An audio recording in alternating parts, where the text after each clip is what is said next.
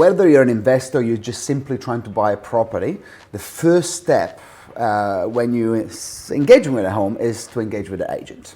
And that can go very well, can go averagely well, it can go terribly, and everything else in between. And you deal with a lot of agents. Safe to say that you nationwide as well, right? So you see the good, the bad, and the ugly? Yeah. Safe to say? Okay. Yeah. So tell us, what are the good, the bad, and the ugly? Because obviously, happy to have a conversation here, because, hey, no one is perfect, but there is definitely a better way to assist people buying properties, right? Yeah, definitely. Yeah. I think it's actually very easy for an agent to differentiate. I have to say, the ones that I could, if you ask me who are the great agents that we've worked with, the great thing is they pop to mind immediately, you know, so they've stood out in some way through their service.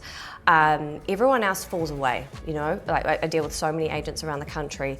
The ones that haven't stood out, haven't delivered, they sort of fall away out of the memory bank, right? They kind of just fade into the distance. You sort of think, well, if that's your service is selling yourself, that's the absolute worst case scenario for the agent.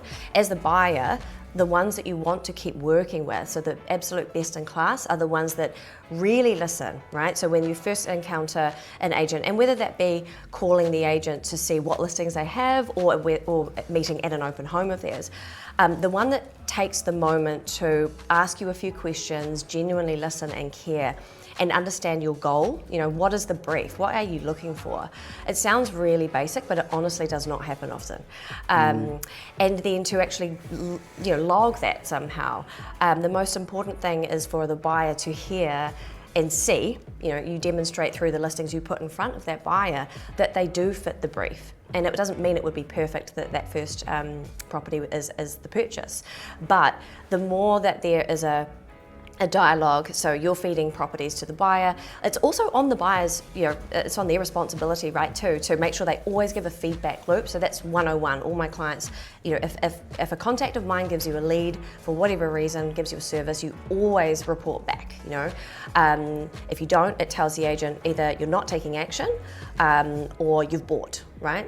So either way, you're telling the lack of feedback tells them that you're not interested, therefore they'll never send you another link, you know, never send another opportunity. So it is two-directional, but the ones that stand out are the ones that listen to what you want, and in some way their service will go the extra mile. So working with your team has been incredible out West Auckland, with every single time, A, listened to the brief, B, immediately started presenting, like doing some seriously deep research. And what I really appreciate from your team is that when an investor is new to the area to invest in, whether they live here or not, as an investor, there's a certain lens of criteria, right? So your team will send an email after doing some pretty deep research, explain the benefits of the suburb, what buyers are looking for, what tenants are looking for, and then all of the links, not just firing off a link with no context. So that in and of itself shows the buyer they've listened. So that's the coolest thing. And then the second thing that is absolutely over and above what your team has also done is when you know, in cases where the buyer is not only looking to renovate, which is our world, but looking for that future land development opportunity, your team is pre-vetting, hey look, here's a whole bunch of listings, these are the ones that physically seem to be what you're after, but I recommend focusing on this short list at the top, because I can clearly see that services are in the right place, there are services on the district plan, there are certain, you know, pre-qualifiers that I know that you want.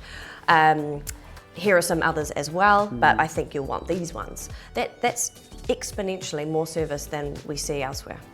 It's giving someone something that they will need before they know they will need it, right? You know, as the property in the flooding areas, all of that, services on site, it's who lives on the street as an owner-occupied, as a not, all of that information, right? Yeah. Do you see a lot of, now I'm talking very practical here, specific, but do you see a lot of agents creating group chats between you and maybe another client? Because that's something we're very active in, especially if it's a couple, right? We create a group chat, and I've got a dedicated buyers team buyer agent in my team, 2 of them, but I instruct them, we'll create a group chat that is only for buying property. That's what's there for, and you give them all the information that they need. Yeah. Do you see things like that being beneficial to buyers? Being very beneficial. I use that myself as a coach, especially where there's a couple, right? Audio messages just doesn't have to be lengthy. It's just firing information that you want to be consistent and make sure the husband hears, the wife hears you, etc. Is critical, because it's a level of care. It's showing another leaning in or step in to provide a service and be there to say that you're listening. So very, very beneficial. And you've got WhatsApp's really great, for example, because you've got videos and photos from sites you can share either way. You can walk around, show a layout, commentate, things that you think the buyer can point out and be aware of, and even that shows a level of care, right?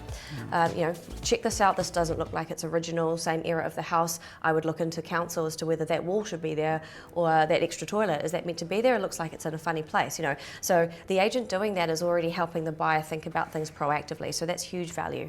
And you say listening, and it's interesting, when I bought my first property, I remember the agent, I said that I wanted 3-bedroom freestanding, and I was looking on the shore, on the North Shore in Auckland, and obviously I couldn't afford it, so they keep showing me 2-bedroom units. But it got to the point that I got upset to the agent, because the agent never said, oh, you can't afford what you want in this location. He just was showing me this property that I was potentially affording, but the communication wasn't there, or maybe he wasn't listening to what I was saying. In the end, I ended up buying completely something somewhere else, but that was a bit of a pain point for me, because I want to see 3-bedroom freestanding. I didn't realize I couldn't afford them, so seeing 2-bedroom is not helpful. And the listening portion is crucial, because a lot of us are very busy, and so most people work a lot of hours, got families and all of that. So let's give the service that you're expecting and help you navigating in a quickest, more meaningful way, right? Totally. Make it simple. That's our job. Exactly. And take the time up front to get the inputs, right? Get the information, get the brief, find out the criteria, find out the exclusions. I think the exclusions are as valuable, be very precise, because no one wants to muck around and look at a whole bunch of wrong properties before they get to the right one. So the better the inputs up front and the exclusions, you can beeline for the right one. I've had that so many times when I'll say that, want the 3-bed, 1-bath, freestanding, whatever it might be, and then all of these different texts or links come in that are nothing like it, right? That's the fastest way to tell the buyer you haven't listened and that you don't understand. And those are the ones you forget as the buyer, and you move on. You'll never go back because the trust is not there. And if you've worked with an agent that is a good agent, you will refer the agents to family and friends, because it's like everything, right? I refer my barber to everyone. I'm very happy with my barber. He does a great job, right? The point is that it's hard to find in life, and someone that is extremely good at what they do, right? And if you do that thing that you do extremely well, people will appreciate that. Absolutely, and it's also leverage of time, right? So, whether it's multiple properties you want to go ahead and buy, and that was through, for example, the first experience we had with your team was, this is amazing, this is different, and then what's the point going out to find properties with someone else in the similar location, or even if it was on the fringe, I'd sort of test, go, hey, are you selling here? Can you hunt for us here? They already know the brief from the successful purchase previously, and so I can introduce other clients to you. You know the approximate brief based on what has worked before. You go copy paste, like it's leverage for the agent. You do it well. It's lower input, higher output. Everybody wins. You know. Last question, I think we've got a minute. How do you use, if you use data, say, I'm talking about AI, ChatGPT, because I've been using a lot of, there's so much data out there, and it's hard to sort of give an interpretation sometimes. Do you use ChatGPT to find patterns, I suppose, when you're helping a buyer? Because now we're talking buyers, right? Yeah, totally. ChatGPT is super, super helpful, because a lot of our due diligence can be lots of wordy documents, right? Yeah. And I'm not saying don't use a lawyer. You definitely still need your professionals. But when you have we had a limb for a property that was basically a large number of houses on one title, and the vendor had subdivided them, and my client was looking to buy one of the resulting properties. Because of the enormous development that occurred, the limb was 738 pages. You're not going to sit there and go through it all, let alone try and work out what's relevant. Throw it into ChatGPT, summarize it, send it to the lawyer, shortcut for, this is what I think I need to care about. Please go through it and see if there's anything else. But even in doing that, reduce some of the legal costs and time. So there's a huge monetary benefit, and also things like the building code. So coming back to, if you want to renovate the property, you tell ChatGPT, like, this is what I want to do to this house. You might have a floor plan or the property file, throw it in there. Do I need consent and where? You know, and it will take that information. It won't be perfect, but you can use that as a basis. It will trigger you to query something, right? And then the other aspect to that is district plans. Not everyone can read a district plan. It's boring, wordy jargon. Throw the property address in, ask it to review. Can I develop this? You know, and that's really helpful.